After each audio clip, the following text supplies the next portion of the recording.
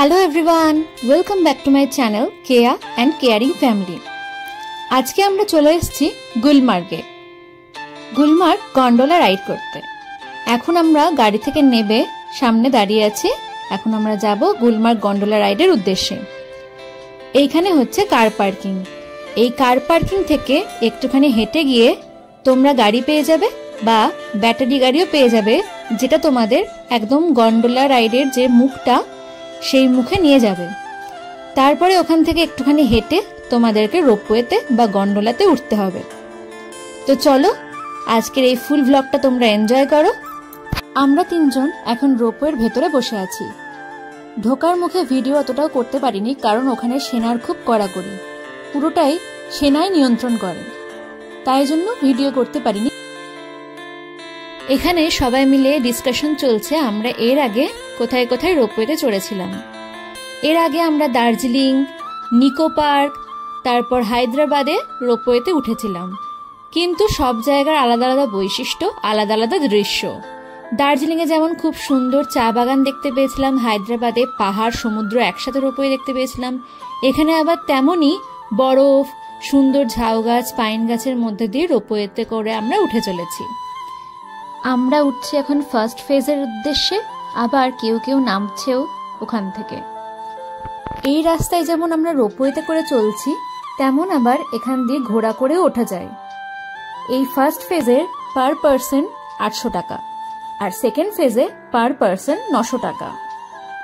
তো আমরা ফার্স্ট ফেজেই বরফ দেখতে পেয়ে গেছিলাম, আমাদের উদ্দেশ্য সফল হয়ে গেছিল, তাই জন্য আমরা আর সেকেন্ড ফেজে উঠিনি।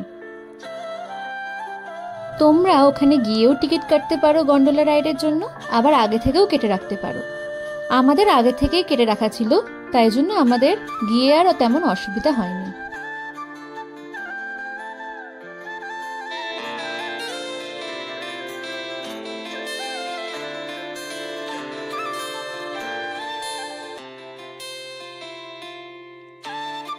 আমরা চলে এসেছি একদম ফার্স্ট ফেজের কাছাকাছি। এবার আমাদের রোপওয়ে থেকে নেমে যাওয়ার পালা। দেখো, এটা হচ্ছে ফার্স্ট ফেজ। ফার্স্ট ফেজে রোপওয়ে থেকে নেবে এবার আমরা যাচ্ছি বরফের উদ্দেশ্যে।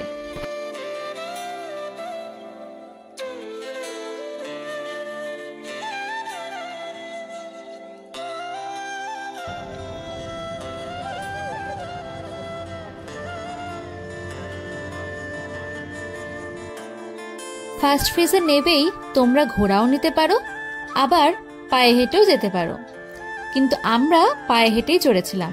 আমরা পাহাড় চড়ার আসল মজাটা নিয়েছিলাম। এইখান থেকে ওই যে দূরে দেখা যাচ্ছে ওই বরফের জন্য আমরা যাব। তখন একটু একটু গরম পড়তে লেগেছিল গুলমার্গে, তাই জন্য বরফ কিন্তু গলছিল, তাই অনেকটাই স্লিপি হয়ে গেছিল। এই যে দেখছো প্লাস্টিকে রাখা আছে, এগুলো সব বরফ পড়লে এই ভেহিকলগুলো ইউজ করা হয় বরফের মধ্যে দিয়ে যাওয়ার জন্য, কিন্তু এখন এই সামনেখানে বরফ নেই, তাই জন্য এগুলো প্লাস্টিকে করে রাখা আছে। তো আমরা এখন যাচ্ছি বরফের জন্য।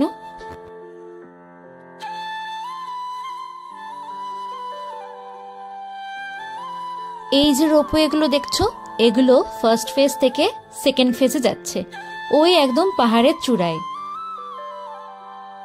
গুলমার্গ বারামুলা ডিস্ট্রিক্টের অন্তর্গত।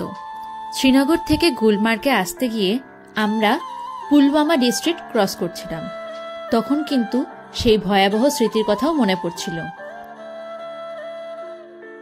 সামনে যে ছোট্ট অংশটা দেখতে পাচ্ছ জলে ভরা, এটা কিন্তু ছোট্টই লাগছে, সামনে থেকে কিন্তু এটা অনেকটাই বড় ছিল। আর পার করার জন্য আমাদের অনেক পন্থা ব্যবহার করতে হয়েছিল।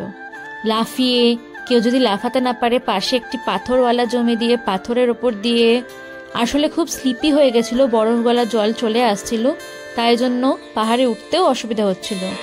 তাও হার মানবো না, আমরা উঠবই পাহাড়ে হেঁটে। তো যেটা বলছিলাম, যখন পুলওয়ামা ক্রস করছিলাম তখন ভারতীয় সেনাদের উপর হামলার কথা মনে পড়ছিল, সেই দিনটার কথা যখন খবরে শুনলাম আমরা সবাই। গুলমার্গ থেকে লাইন অফ কন্ট্রোলের ডিস্টেন্স কিন্তু খুবই সামান্য। পাহাড় আছে তাই হয়তো একটু বেশি দূরত্ব লাগে, কিন্তু আসলে খুবই সামান্য। তাই জন্য এখানে নিরাপত্তা সেনা বেষ্টনীও অত্যন্ত প্রখর।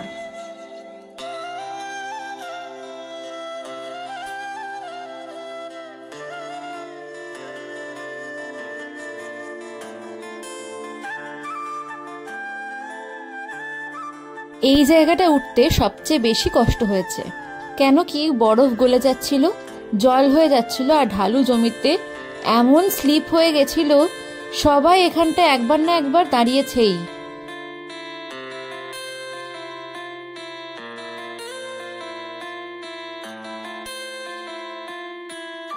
এত বরফের মধ্যে গেলাম, আর বরফ নিয়ে যদি খেলাই না হয় তাহলে আর মজা কোথায়। তাই এখানে আমাদের বরফ নিয়ে খেলা চলছিল।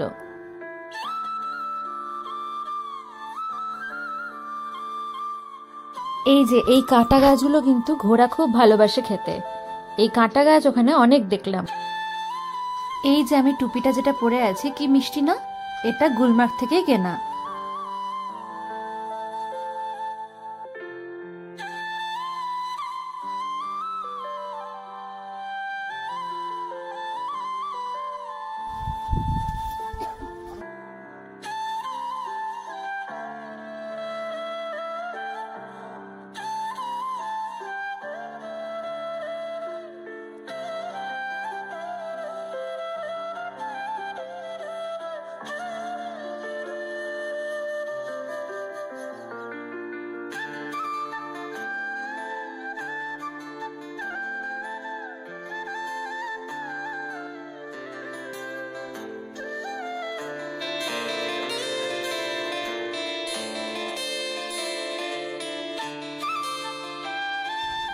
আমরা যেখানে বসেছিলাম সেখান থেকে একবার 360 ডিগ্রি ভিউটা দেখে নাও। গুলমার্গে কিন্তু সেনাদের খুব কড়াকড়ি, এইখান থেকে উঁচুতে বা অন্য জায়গায় যেতে দিচ্ছিল না, সবসময় সেনাদের চোখের নজরে থাকতে হচ্ছিল। কেমন সুন্দর ছবির মতো জায়গা দেখো, ঘাস জমি, টুকরো টুকরো বরফের অংশ, কি সুন্দর ঘোড়া চড়ছে, কি সুন্দর ঝাউ গাছ, পাইন গাছ। এই ঘোড়াটা এত মিষ্টি লাগছিল।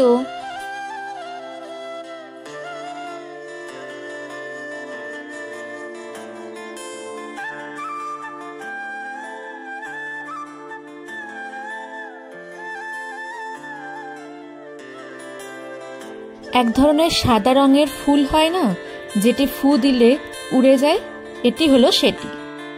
গুলমার্গে আমরা যদিও বরফ পেয়েছিলাম, তবে অন্য জায়গার তুলনায় গুলমার্গে কিন্তু আমরা গরমটাও অনুভব করতে পেরেছি।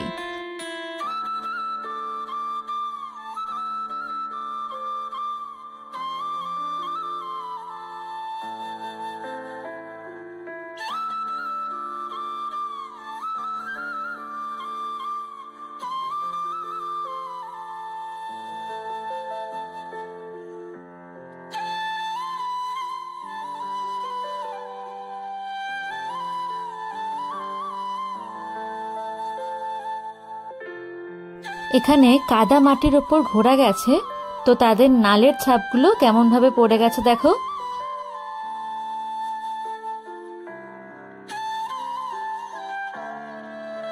কি সুন্দর জায়গাটা, শুধু তোমরাই দেখো। বরফাবৃত পাহাড়, সুন্দর বড় বড় পাইন, ঝাউ গাছ, দিগন্ত বিস্তৃত ঘাস জমি, সুন্দর আকাশে মেঘ, কি সুন্দর না। এ দেখো রোপওয়েটা যাচ্ছে সেকেন্ড ফেজের উদ্দেশ্যে।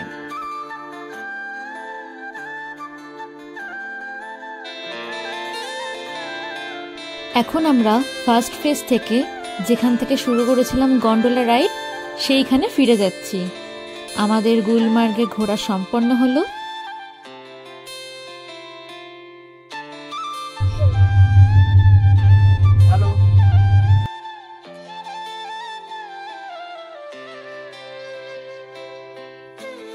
তোমরা কমেন্টে অবশ্যই জানিও ভিডিওটি কেমন লাগলো। যদি ভিডিওটি ভালো লেগে থাকে তাহলে অবশ্যই লাইক করে দেবে, শেয়ার করো, আর যদি সাবস্ক্রাইব না করা থাকে তাহলে সাবস্ক্রাইব করে দিও।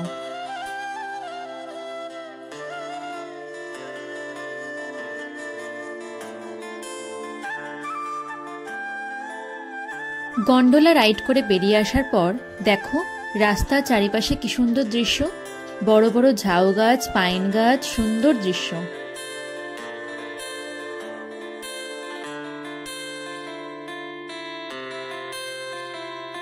রাস্তার ডান দিকে তো দেখলে কেমন দৃশ্য, আর এই দৃশ্যটা হচ্ছে রাস্তার বাঁ দিকে। এইদিকে একটি গল্ফ কোর্টও ছিল। এই যে দেখো নিচের দিকে এই সোজা রাস্তাটা দেখছো, এখানে সবাই হর্স রাইডিংও করছিল। আরও এরকম সুন্দর সুন্দর ভিডিও দেখার জন্য আমার চ্যানেলে অবশ্যই থেকো। Thank you for watching my video. এখন আমরা গুলমার্গ থেকে হোটেল যাওয়ার জন্য রওনা হই। Bye by.